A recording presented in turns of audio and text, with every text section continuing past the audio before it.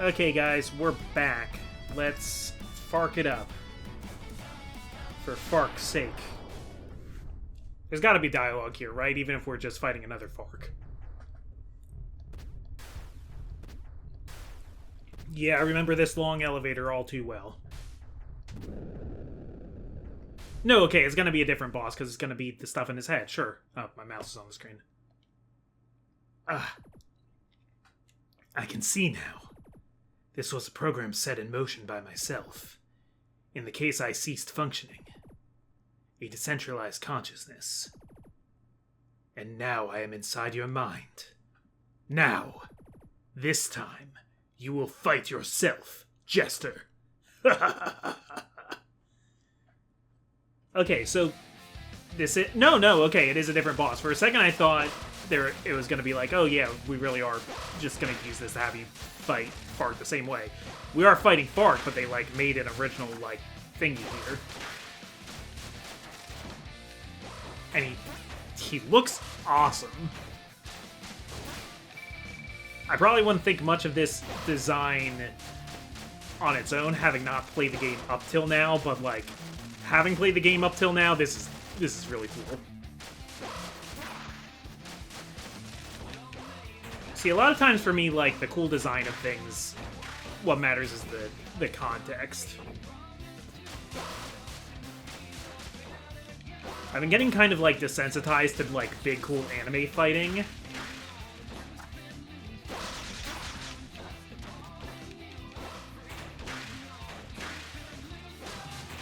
Like, I remember watching a K-pop Demon Hunters, which I ended up liking just fine, but at the beginning, when it was just, like, them being, like, for the first song, which is a good song and everything, I was just, like, not really in it yet, because, like, they hadn't introduced, like, the central conflict yet. Like, it was just, like, pop idols versus demons. Like, the emotional stakes weren't established yet. So, all I had to go on was, like, a pretty cool song and, like, anime fight stuff. What is it? Everybody's saying now, hype and aura. And, like, that's cool and everything, but, like, I don't know. I look for, I think, like, kind of weight in my fight scenes and stuff. I don't like when I feel like characters can just do whatever. That's not, like, an objective problem with any specific media. That's just what I tend to prefer. Like, me liking MCU movies versus, like, Zack Snyder's DC movies is because, like, when Superman and Batman fight each other, I don't, like, really feel like there's, like, weight to Superman getting whipped around. So I think that Man of Steel, I think, actually did a little bit better. I still have not seen Man of Tomorrow. I gotta get on that. Unfortunately, I do not have HBO Max, which is called HBO Max again, I just found out. They can't make up their minds.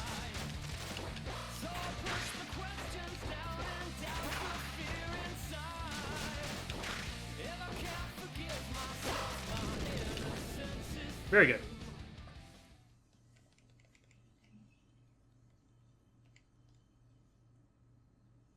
I do the, like, crouching a lot of times thing when I'm waiting for something. Just sort of like my nervous tick, if you will. It's not because, like, I'm trying to teabag them, it's just kind of a thing I've always done. I heard a speedrunner describe it once as keeping your hands warm.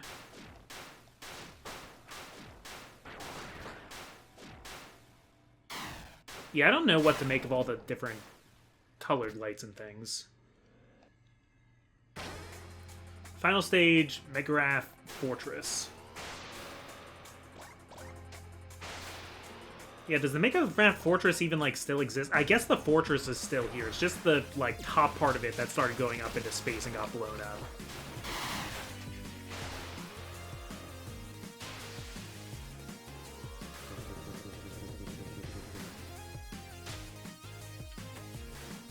Or, like, Last Airbender, you know, for having, like, an anime approach to... I shouldn't say anime as just, like, an insult to things, either. I think that's a bad habit I've been falling on. With what I really mean is sometimes there's something I don't like and I see it a lot, in anime, so I call it like an anime thing. But like Last Airbender, I always felt like, oh, I missed the save point. That's gonna mess me up, isn't it? But I always felt like the humans, you know, still felt like flesh and blood. It still felt like, you know, most people would be in bad shape if they got hit by one of those fire blasts.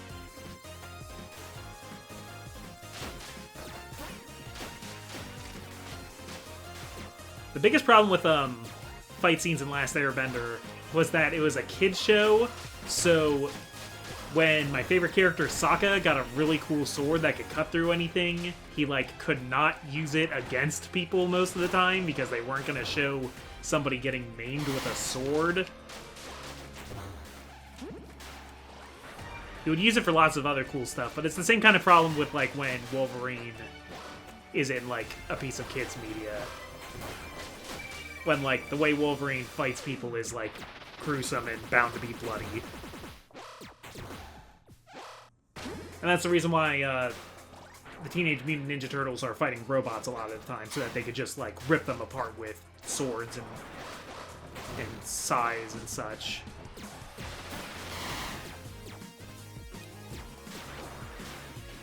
Sokka still has a lot of cool moments with the space sword, but yeah, it's always apparent to me that, like, oh, they can't, like, let him, like, hit anybody. He might, like, bat a few people that are wearing, like, armor, like, on the head with it or something. But mostly he uses it on, like, structures. Like, during the Day of Black Sun, we see him, like, cut the tip of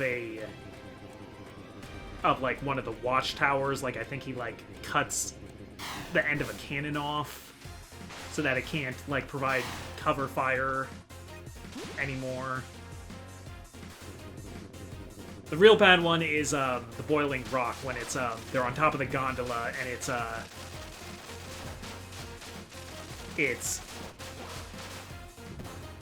Sokka and Zuko fighting Azula while Suki fights Ty Lee.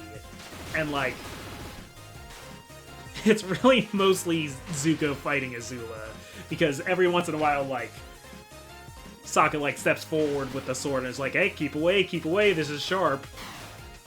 And, like, it kind of keeps bringing the pace of the fight to a halt.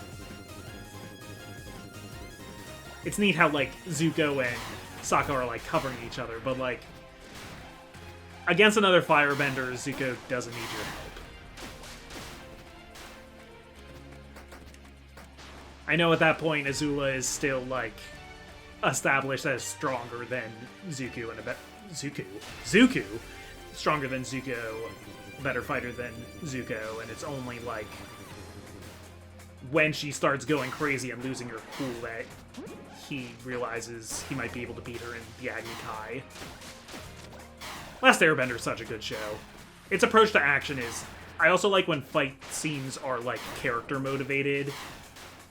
Part of what's so good about Last Airbender's fight scenes is you see characters making choices a lot.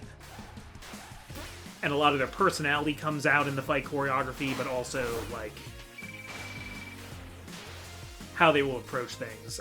The final Zuko versus Azula fight is the perfect example, because Zuko is winning the Agni Kai, and then Azula only takes him down because she cheats and she fires a lightning bolt at Katara, so Zuko has to dive to redirect it and hurts himself in the process. He was ready to redirect it from himself, but not to dive in front of Katara.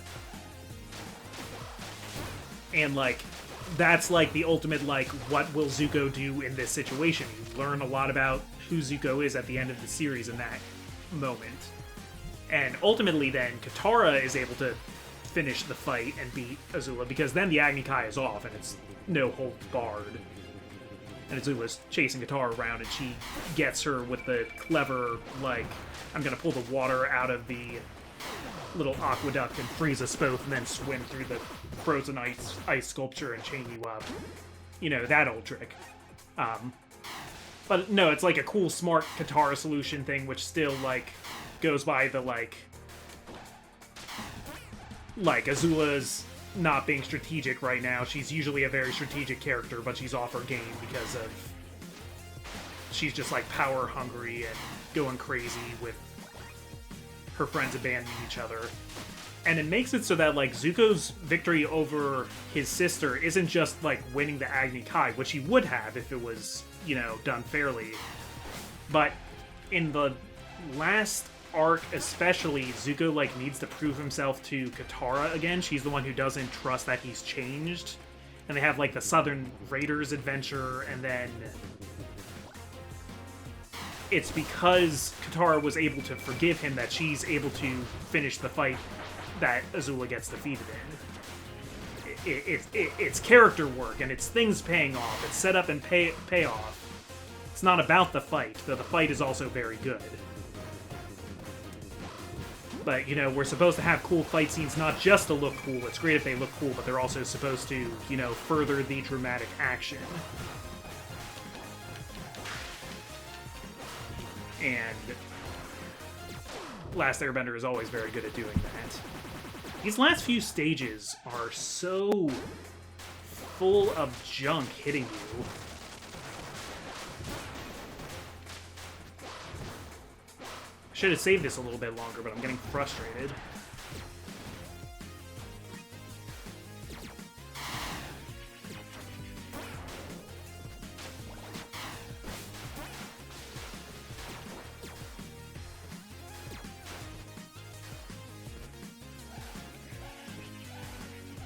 Okay. Let's just be a little bit more patient at this part, then.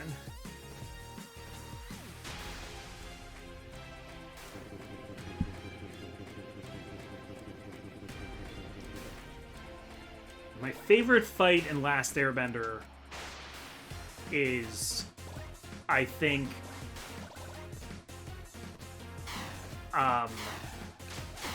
is the episode called The Chase? What's that episode called? But it's the one where they've been going for days and they're really tired and Azula's been on their tail. And, like, isn't letting them sleep. She keeps catching up to them in their crazy steam machine.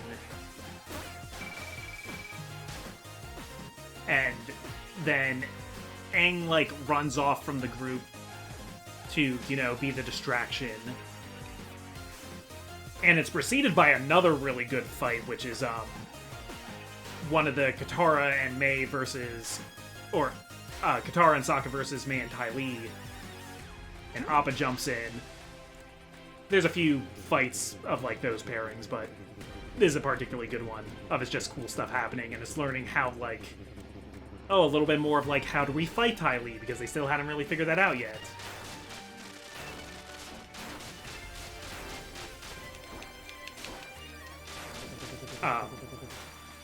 But then they're in, like, that little, like ghost town.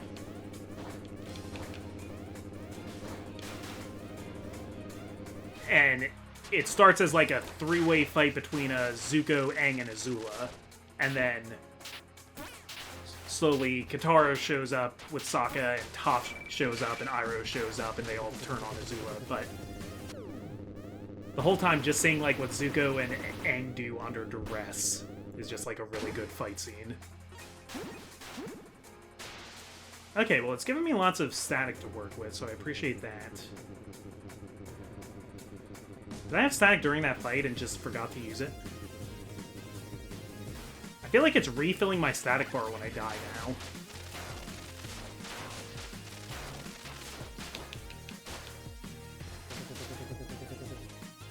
This is a funny little boss.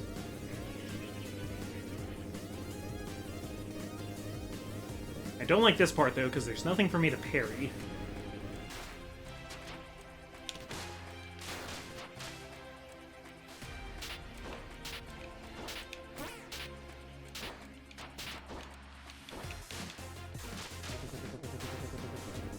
And he also just, like, doesn't stay present for very long. Because the game knows if they keep the boss on screen, I'm just going to tear through them really fast.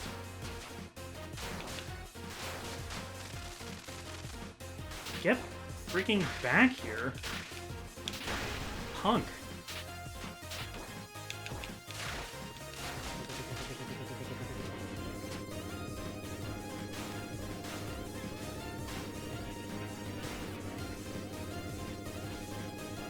Now, a fight I like even better is in Legend of Korra, when it's the big... it's the Red Lotus versus, Tenzin... Tenzin, Kaya, and Bumi. That's an amazing fight. Just because it's, like, a bunch of characters who can all do cool stuff. And also Bumi, because Bumi has only just started, like, airbending at that point.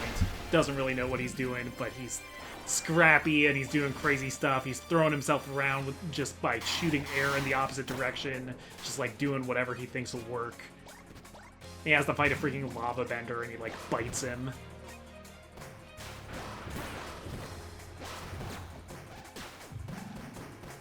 There's a term, I think it's called a scrum match. I think it comes from wrestling, but it's also used in anime a lot, when it's just a fight that's a complete one-sided, usually to show how strong the one guy is, often a bad guy, by having them just completely no contest another character.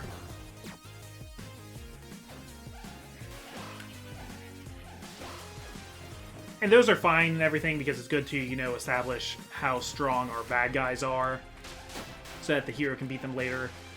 I think what I like even more is when it's a scrum match, but the good guy who's gonna get beat gets one good hit in. And that's Bumi in that fight. He bites Gazan. You get to just see the unbeatable guy lose their cool a little bit. The Avatar series did that a lot, even in the very first episode, when, like, when Zuko shows up and completely embarrasses Sokka in front of the tribe. And Sokka just, like, keeps running at him with stuff, and it's like, there's no chance. But his boomerang comes back and hits Zuko in the back of the head. And that's great. They still, like, you know, give Sokka a little moment. They gave him a little victory in that before Aang stepped in.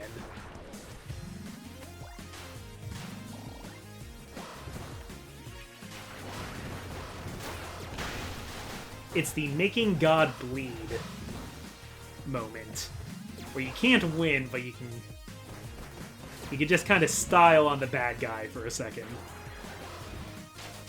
You can make them mad.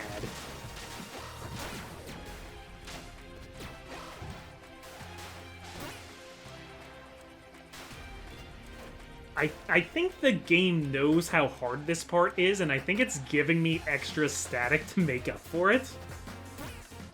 Correct me if I'm wrong? Because every time I die, I'm coming back with, like, pretty much a full static bar.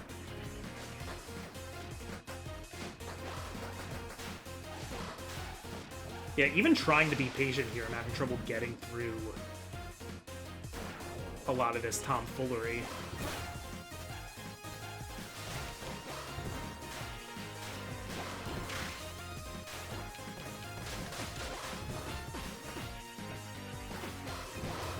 Okay, there's a save.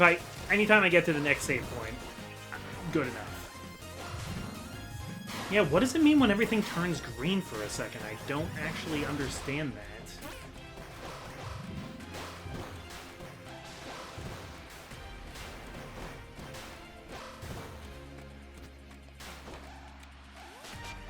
that. Okay, gonna hang out here for a sec.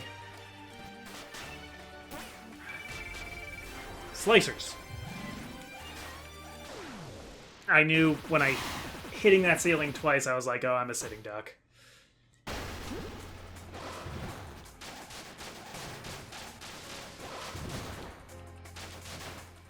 That happens in superhero movies a lot too, where I feel like even if like one character is gonna get knocked out of the match early, you're gonna see them do something, maybe take out a couple nukes, or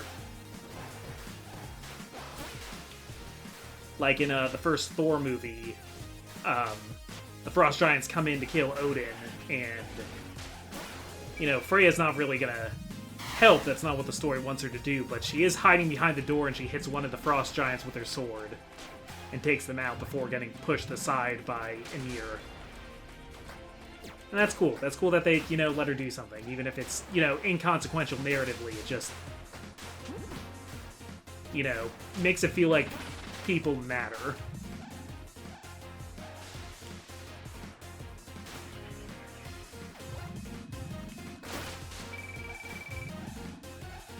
And I'm almost out of health again. I was even hitting the parry button, too. I was ready to jump into that and parry it, but didn't quite work out. Yeah, here, and it gave me a full super meter to start off with. That's really funny. The game knows. The game knows it's being BS.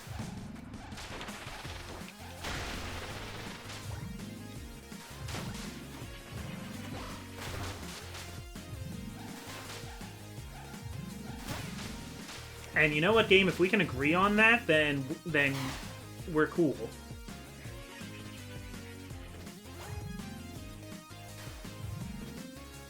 A phrase has been sticking with me lately. I've been playing UFO 50, so I've rewatched Snowman Gaming's video on UFO 50, and he said a phrase that stuck with me. Where he said UFO 50 doesn't carry you to the end like a lot of other games. And I was thinking about how a lot of games carry you to the end of, like, you know, want somebody with decent skill to be able to get through it.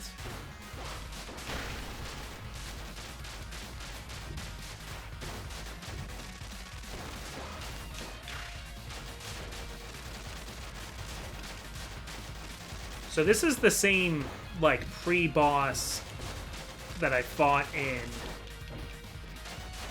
at the end of Spark's story, right before Freom.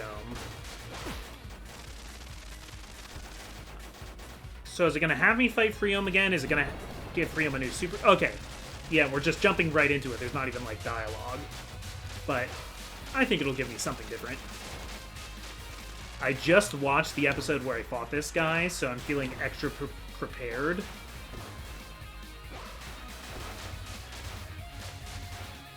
So I'm sure I can still mess this up.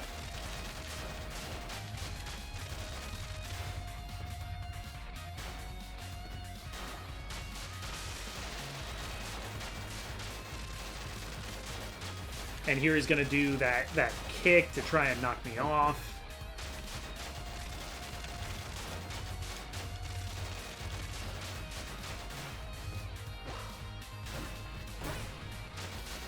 Okay, I should have parried that, but it's alright. Alright. And that's Freom 1.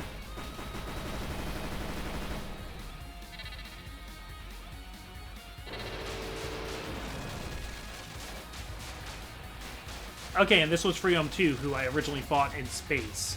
It's doing the, like, static field thing. I think it's gonna give me one last form for this mode.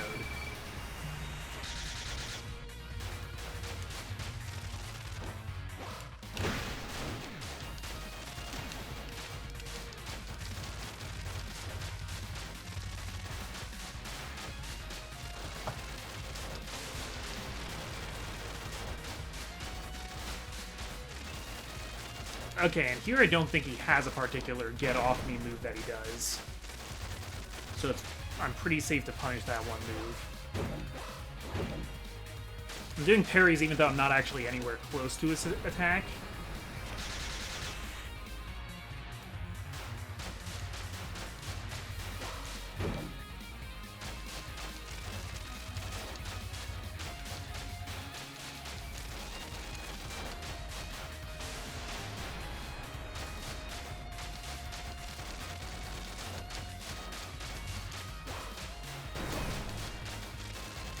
Okay, I don't know why that hit me, but that's alright. I guess that has a bit of a hitbox behind him as well.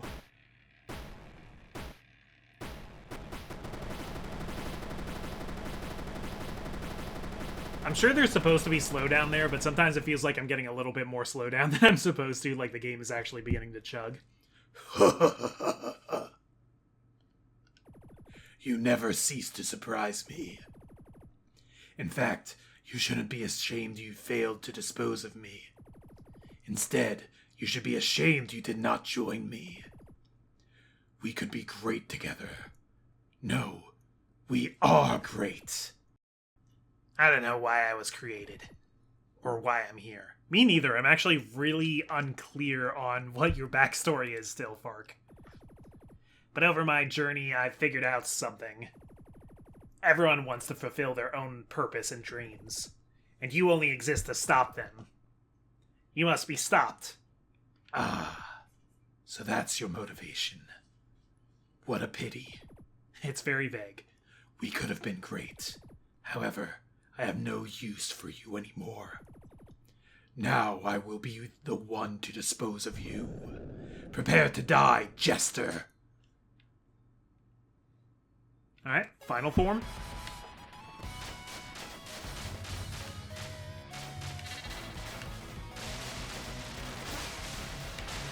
Yeah, this is a new final form. So I'm pretty sure this is the song it played for its final form in Spark's story.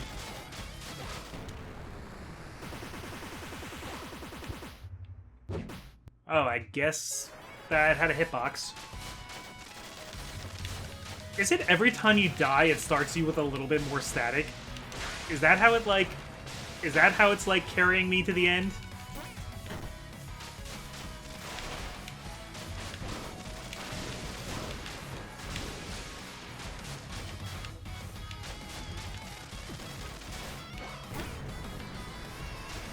Okay, so you have, like, the explosion move around you still, even though I can't actually see where it's happening. Hi, Penny Girl. Penny, unfortunately for you, I'm fighting the final boss currently.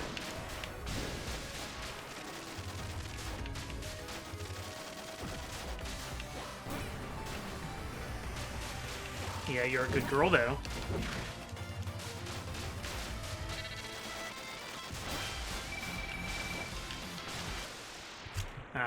Well, to be fair on that one, I was getting distracted. Give me a second to say hi to the puppy. Alright. Attempt 3, I guess? Well, attempt 3 is not going so well so far. But the great thing about having an ability that heals you... Penny's now sniffing at blankets and stuff in the room. I can live with that, if she wants to snork about. Okay, let's hear it for attempt 4.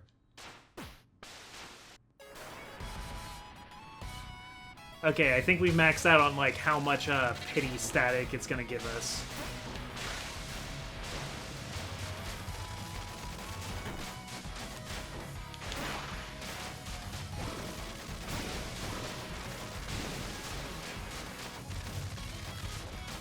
Alright, alright, alright. Do I, like, have to parry that? Does that have, like, infinite range? That would make sense since this seems to be a Fark exclusive boss to have something that, like, has to be parried.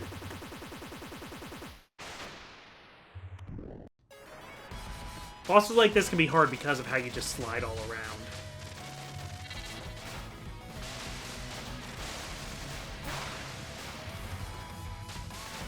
Up. Okay, I saved the first one of those, but...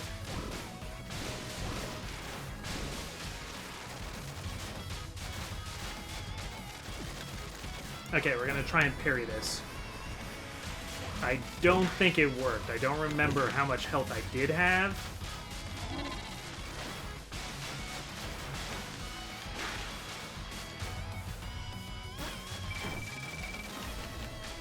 Okay. Well, we managed to get enough static up to heal ourselves at least.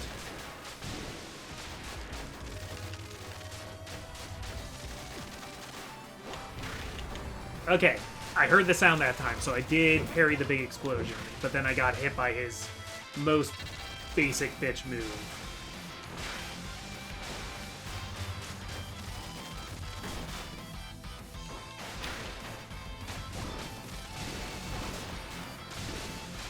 Okay, I think I have another explosion move coming up soon.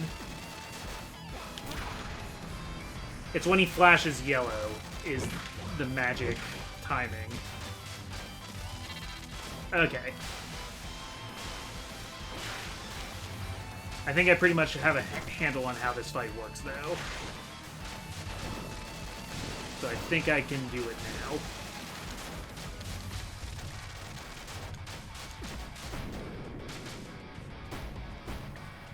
Alright, and let's call it a day. Let's call it a game. We already called it a game, but let's call it an extra mode.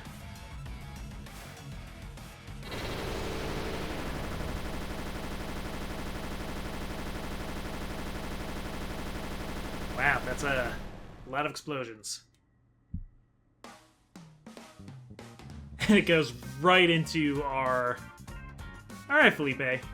Alright. Goes right into our credits. Okay, and are these all the, like, souped-up enemies that were in this mode specifically? Because I don't think I remember these names being there before, and I think some of these are unique.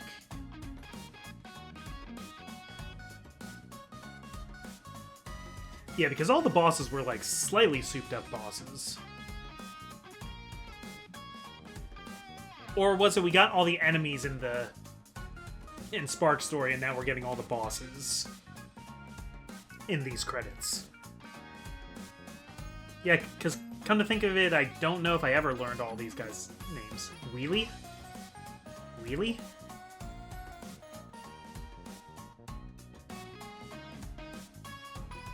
Okay. Okay, and these are like the variants. Okay, so these are the ones that showed up in Fark mode. Bob, because he's in the water, he bobs. I don't think we needed them all to have different names, but that's fine. Freom, Freom Mark II, and Freom Mark III. Sunfire Romalo mech. Yeah, we actually get to see the other characters. Yeah, Tropos. So I guess Tropos died.